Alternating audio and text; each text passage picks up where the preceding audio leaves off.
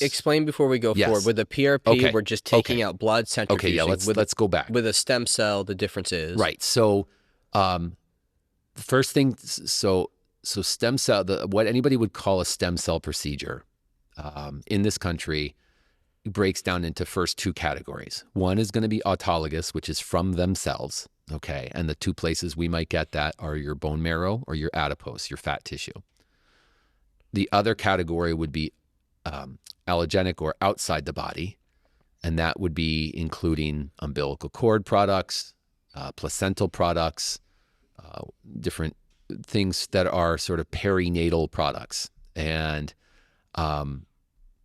I'll comment on them because the discussion is much shorter. I do not advocate for them at all, 100%.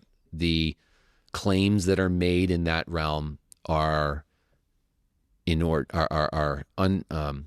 unrealistic and not backed in sound science. So yes, there are some stem cells in those, but they are dead, 100% of them. There has never been, let me be clear, there has never been an umbilical cord or placental product that has ever been manufactured or marketed that has a single live stem cell in it. So it's cool to think of it because here's this blank slate cell, right. But there's dead. So much processing that has to go into taking someone's placental matrix or their umbilical cord blood and then putting it into somebody else to make it safe. Right.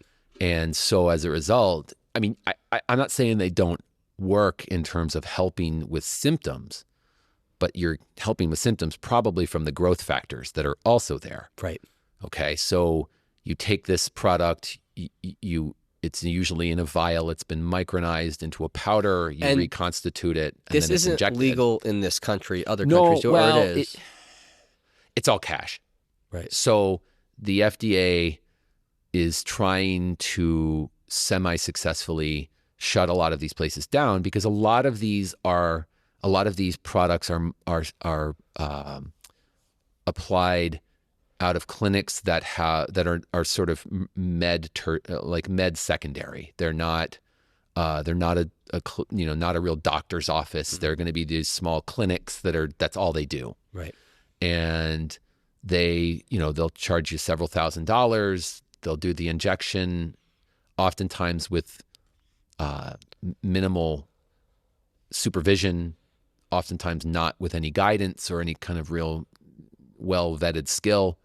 And as a result, I mean, people are desperate. People want pain relief, and money's money. They're there. They want to sell it, and they make these claims, and they try and make it look like it's a scientific thing by providing these studies, which are, not rooted in very good science. They're often case-based reports that don't have a lot of benefit, and unfortunately, those folks, there's not a lot of recourse, and there's plenty. We're saying this is with using stem cells from your own body? No, I'm sorry. This is still on that subject of using the umbilical perinatal stuff. Okay. Yes, I'm going off on this a little longer than I thought. No, it's all good.